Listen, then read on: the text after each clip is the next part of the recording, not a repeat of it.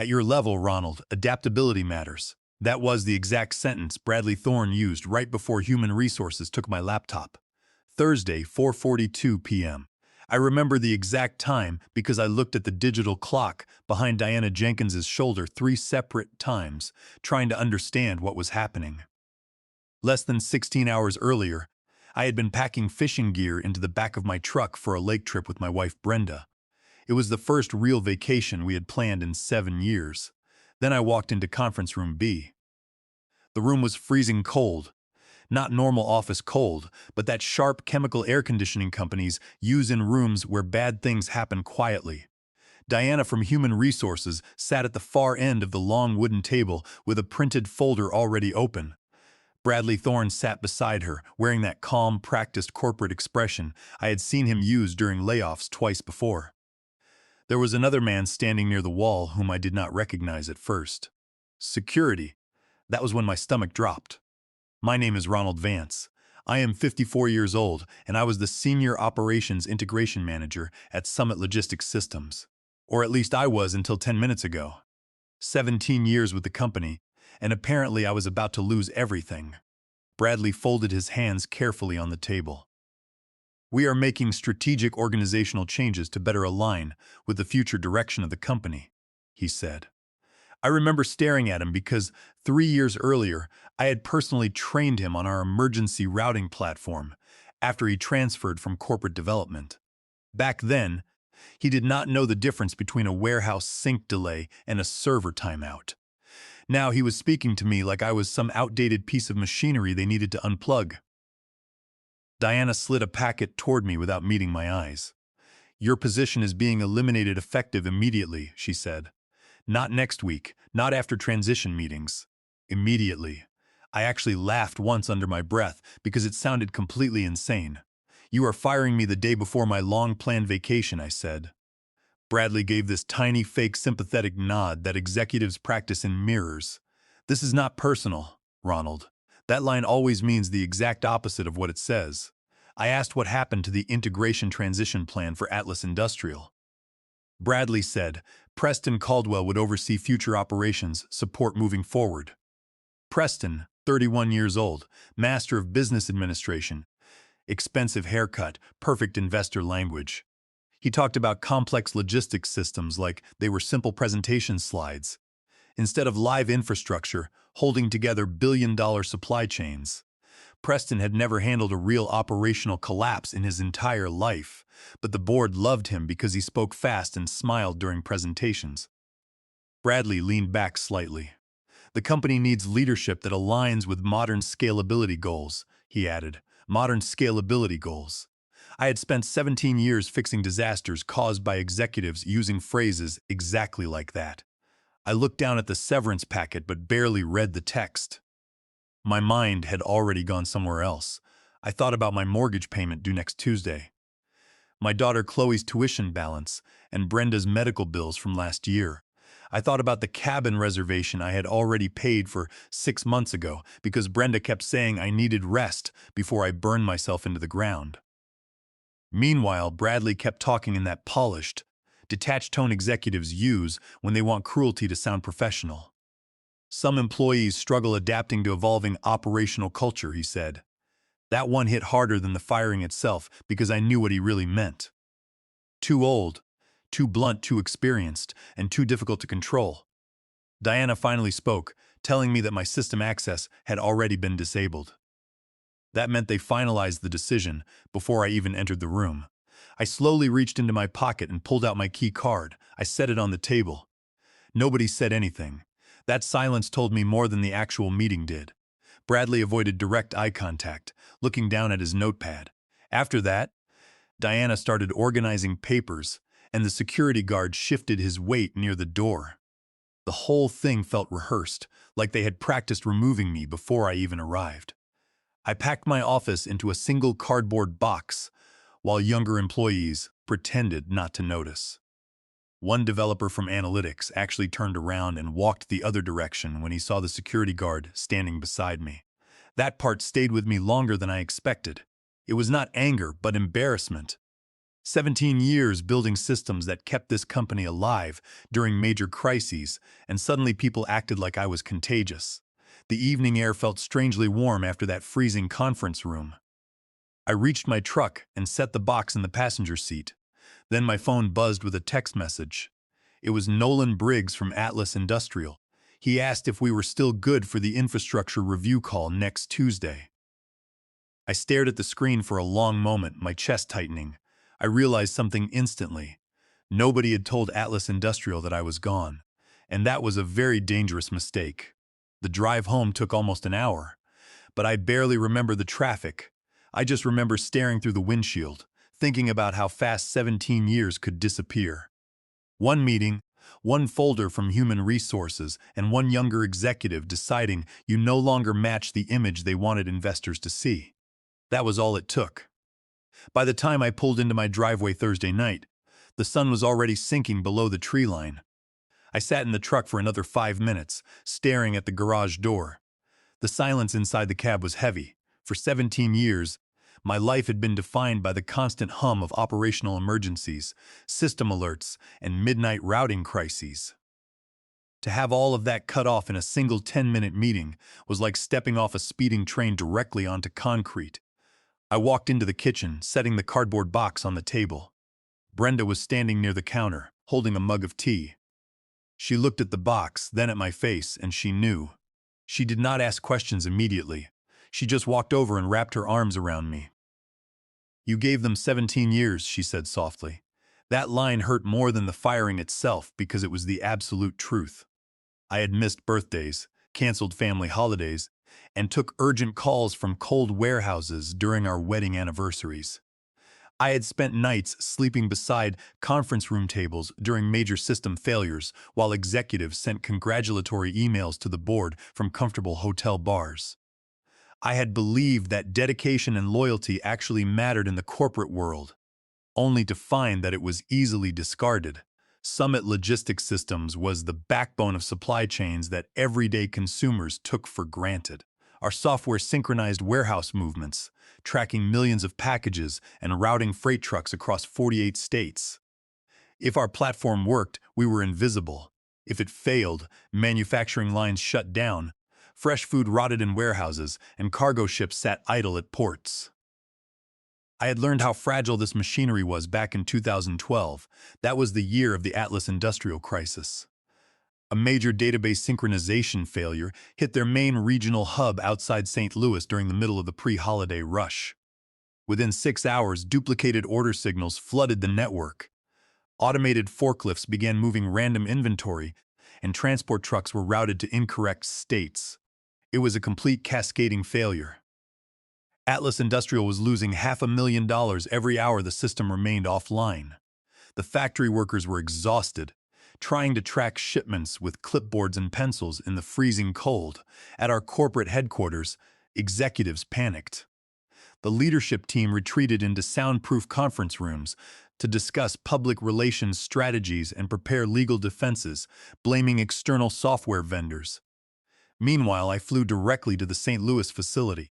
I spent 3 straight days inside a freezing warehouse office, sleeping on a pile of cardboard boxes when my eyes refused to stay open. Working alongside Nolan Briggs, who was then a regional operations director and is now their chief operating officer, I rebuilt the routing workflows manually. I wrote backup balancing triggers from scratch, bypassing the broken automated systems. Nolan and I lived on cold coffee and stale sandwiches for 72 hours. He was a practical man who did not care for executive presentations or polished charts.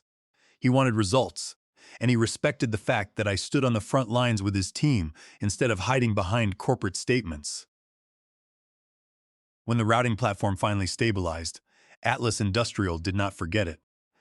Nolan made it clear that their multi-million-dollar partnership with Summit Logistics was built on a personal foundation of trust with me, not with the executives who sat in Chicago.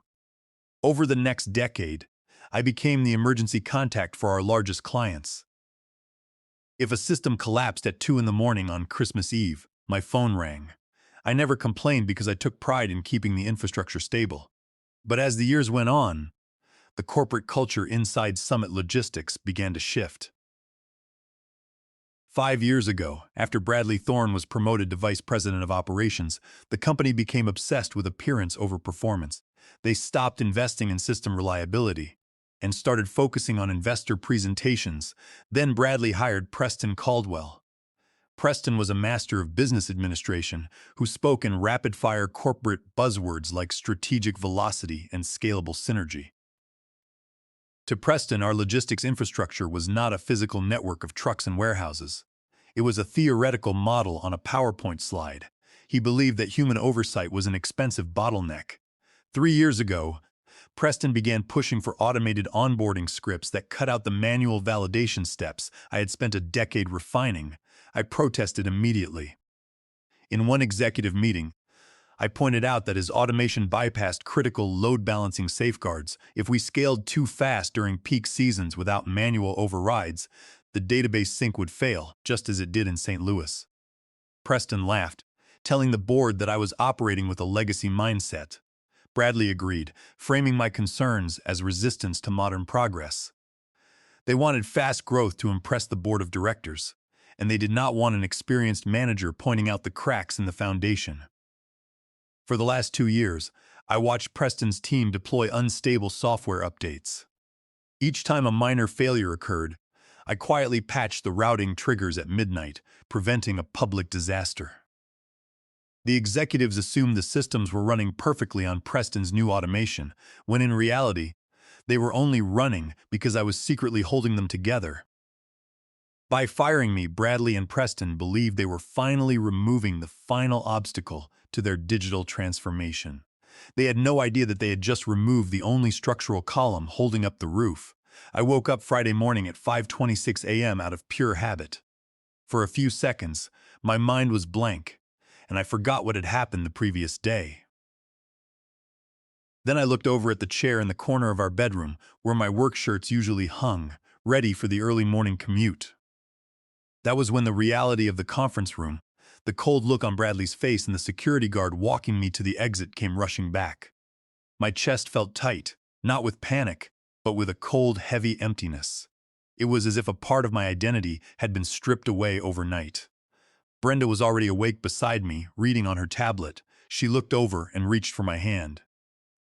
"We are still going to the lake, Ronald," she said quietly. "There is nothing we can fix by staying here." I knew she was right. We had paid for the cabin rental 6 months ago, and I had promised her this trip. We packed our bags in silence, loading the fishing rods and suitcases into the back of the truck. By noon, we were on the highway, driving away from the city under a gray, overcast sky. A steady rain began to fall about halfway through the trip, the windshield wipers sweeping back and forth with a rhythmic, soothing sound, but my phone did not remain quiet. It started buzzing in the center console before we even left the city limits. At first, the messages were small, almost cautious queries from former colleagues. One systems analyst wanted to know where the emergency configuration logs for the regional databases were stored. A project manager asked if I still had access to the legacy dashboard. I ignored them, keeping my eyes on the wet road ahead. By late afternoon, the messages turned into urgent requests. Walter Finch, one of our senior infrastructure engineers, called twice, but I let it go to voicemail. Then he sent a text message. "Ronald, we have a massive synchronization error building up in the Midwest distribution network," the text read. Preston's team pushed the new automated scaling script last night. It bypassed the manual routing controls you designed. The warehouse queues are locking up, and the database is duplicating freight codes. Nobody knows how to reset the balancing triggers without your master access key. Shortly after that, Stuart Cole, another developer, messaged me. "Ronald, where did you archive the contingency code for the Atlas Industrial integration? It is not in the central repository." I stared at the screen while the truck idled at a red light. I knew exactly why they could not find it. Over the years, I had requested a budget to document and build redundant backup databases 3 separate times. Each time, Bradley Thorne had denied the request, stating that documentation was not a priority compared to active development velocity. As a result, the specific manual recovery scripts were stored locally on my secure workstation, which had been locked and wiped the moment Diana Jenkins disabled my system access on Thursday afternoon. We arrived at the cabin around 5 in the evening. It was a rustic place surrounded by tall pine trees, looking out over the dark water of the lake. I set my phone face down on the kitchen table and tried to focus on unloading the truck, but the vibration of the phone against the wood was constant, a persistent reminder of the disaster unfolding hundreds of miles away. During dinner, the phone rang again. It was Walter Finch. I finally picked up, not to help, but to stop the ringing. "Walter," I said, "I do not work for Summit Logistics anymore. My contract was terminated yesterday." "I know, Ronald," Walter said, and his voice sounded exhausted, thin with stress. "But Preston is in a panic. He is in the Chicago war room right now with Bradley, and they are trying to manually force the database to sync. They do not understand that if they keep pushing the script without balancing the load triggers, the entire regional network will crash. They think it is just a minor bug." I took a deep breath, looking out the window at the rain hitting the lake. "Walter, I spent 2 years warning them about this exact scenario. I wrote detailed reports, and Preston told the board I was holding the company back. Bradley told me to adapt. My access was removed, and security escorted me out of the building. I no longer have the authority or the technical ability to touch that system. If I intervene now, I could be held liable for any data corruption. You need to talk to Preston." There was a long silence on the other end of the line. "I understand," Walter whispered. "I am sorry to bother you, Ronald. Enjoy your vacation." After I hung up, Brenda looked at me from the sofa. "Are you going to help them?" she asked. I shook my head, setting the phone back down. "No," I said. "I spent 17 years protecting them from their own bad decisions. Every time they cut a corner, I stayed up all night to make sure the client did not suffer. They fired me because they thought my experience was a liability. Now, they have to live with the consequences of the automation they wanted so badly. I was not deleting files or sabotaging the network. I was simply doing exactly what they asked. I was stepping aside and letting their modern scalability run without my legacy interference." I locked my phone and walked out onto the covered porch, watching the rain fall on the dark water. For the first time in a long time, the weight in my chest began to lift. I woke up Monday morning to 34 missed calls on my phone. They had all come in between 4 and 6 in the morning, which was the first clear sign that the situation had completely deteriorated. In logistics, real operational disasters do not wait for business hours. They strike in the dark hours of the early morning, when exhausted night shift managers realize that the automated systems are no longer responding and nobody left in the office knows how to fix them. The lake outside the cabin windows was dead calm that morning. A thin sheet of gray fog hung low over the water, and the rain had finally stopped. Brenda was still asleep inside while I sat on the wooden porch, holding a mug of black coffee. The phone beside me began to vibrate again, sliding slightly across the damp wooden table. Project managers, operational directors, and even vice presidents from departments that had never spoken to me in 17 years were trying to reach me. I ignored them all, letting my coffee grow cold. Then, at exactly 8:12 a.m., Bradley Thorne called. I stared at the screen for a few seconds before swiping to answer. "Ronald," Bradley said, and though he tried to maintain his polished executive composure, I could hear the thin strain of panic vibrating underneath his voice. "We have a situation here." I leaned back in my chair, looking out at the fog. "Bradley," I said, "how is the operational restructuring going? I am currently on vacation with my family. We are experiencing some unexpected system instability with the Atlas Industrial Network," Bradley said, bypassing my question. "Our engineering teams are working to stabilize the database environment, but some of the legacy recovery configurations are proving difficult to access. We need you to guide them through the process on a temporary basis." I almost laughed out loud. The legacy recovery configurations were the manual override systems I had built after the St. Louis collapse, the very systems Preston Caldwell had dismissed as outdated history. "Bradley," I replied, "the people you have managing those systems should know exactly where the recovery tools are. You told me that Preston's team was fully prepared to oversee future operations." There was a long silence on the line. I could hear the faint hum of voices in the background, suggesting he was calling from a crowded war room. "Look, Ronald," Bradley said, lowering his voice, "we can restore your system access immediately. If you cooperate with us to resolve this issue, it will look very good for you legally. Legally. The word hung in the cold morning air. He did not say respect, he did not say professional responsibility, and he did not apologize. He said legally. That meant Bradley and the legal department already realized the massive financial liability they were facing, and they wanted to shift the blame to me if I refused to help. Bradley, I said calmly, you terminated my employment effective immediately last Thursday. My access was disabled, and I was escorted from the premises by security. I am currently a private citizen sitting on a porch hundreds of miles away. I have no contract, no insurance coverage, and no legal authority to touch a production database belonging to Summit Logistics. If your new automation failed, that is an operational decision made by you and Preston. Do not call me again. I hung up before he could reply, setting the phone down. By Monday afternoon, the crisis had spread far beyond Summit's Chicago office. At 4:37 p.m., I received a direct message on my personal email from Nolan Briggs, the Chief Operating Officer of Atlas Industrial. The message was short and direct. Ronald, why was I not informed that you were terminated? Please call me immediately. I dialed his number a minute later. Nolan answered on the first ring. Ronald, what is going on over there? He demanded, his voice dangerously quiet. We have 3 distribution centers in Ohio and Indiana completely paralyzed.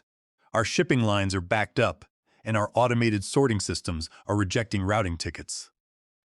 When I demanded to speak to our integration manager, Bradley Thorne tried to introduce me to a young kid named Preston, who did not even know what a database synchronization lock was. That was when I found out you were let go last week. Yes, Nolan, I said. I was terminated on Thursday afternoon. Bradley informed me that my position was eliminated to align with their modernization goals. Nolan was silent for several seconds. When he spoke again, the anger in his voice was cold and focused. They let you go right before our high-volume seasonal shipping cycle, and they allowed this new director to deploy database updates to our active integration without any rolling backup safeguards. They did, I confirmed. I warned Bradley and Preston in writing 6 months ago that bypassing those safeguards would cause a database sync collapse during peak volume. They dismissed my reports. This explains everything, Nolan said.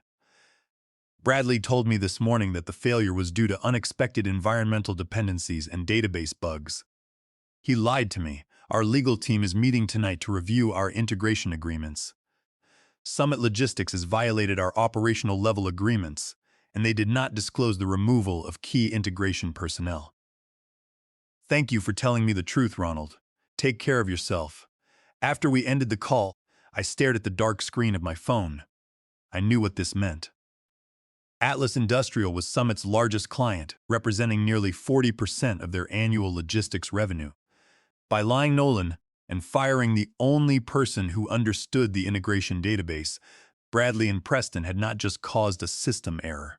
They had destroyed the trust that held the multi-million-dollar partnership together. The system was finally reflecting the consequences of their decisions. By Tuesday morning, the crisis at Summit Logistics Systems had spilled into the public domain. Industry journals and financial news platforms reported that Atlas Industrial had suspended all expansion contracts with Summit and filed a multi-million-dollar lawsuit in federal court. The suit cited catastrophic operational failure, breach of service-level agreements, and fraudulent misrepresentation of system readiness. Summit's stock price began a sharp, steady decline as investors panicked over the potential loss of their flagship client. However, the definitive blow did not come from Atlas Industrial's lawsuit alone. It came from a formal legal notice delivered to Summit's board of directors by my attorney on Tuesday afternoon. During my early years at the company, I had developed the core algorithm for the database load balancing system on my own time, using my personal equipment. I had secured a registered copyright for the software. At the time, I had signed a limited licensing agreement, allowing Summit Logistics to utilize the code. But the contract contained a specific clause. The license was contingent upon my active employment with the company. The moment Bradley Thorne terminated my position, that license expired. By attempting to modify my proprietary code to force the database sync on Friday and Monday, Preston Caldwell and his team had engaged in unauthorized reproduction and alteration of copyrighted work. My attorneys noticed detailed clear violations of federal copyright law under Title 17, United States Code, Section 106. The penalty for willful copyright infringement of enterprise software was immense. Furthermore, the notice pointed out that Bradley Thorne and Preston Caldwell had committed a severe breach of fiduciary duty. They had willfully ignored documented technical warnings and bypassed safety safeguards in order to artificially inflate operational performance metrics, directly exposing the corporation to catastrophic financial liability. Summit's legal team tried to reference the severance packet I had received from Diana Jenkins, which contained standard clauses releasing the company from future claims. However, my attorney had already prepared the counter-argument, because the company had concealed the critical system failures from me during the termination meeting and used security personnel to force an immediate departure. Without allowing proper review of the terms, the release agreement was signed under duress and fraudulent inducement. Under established legal doctrine, we declared the severance release void ab initio. It was invalid from the beginning. The response from Summit's board of directors was immediate and ruthless. The corporation could not afford a public copyright trial while simultaneously defending a lawsuit from their largest client. By Wednesday morning, Bradley Thorne was placed on administrative leave, and by the end of the week, his resignation was announced to the public. Preston Caldwell was stripped of all operational authority and terminated for cause, meaning he walked away without a single dollar of severance. The board of directors contacted my attorney, begging for an out-of-court settlement to secure the rights to the load balancing algorithm.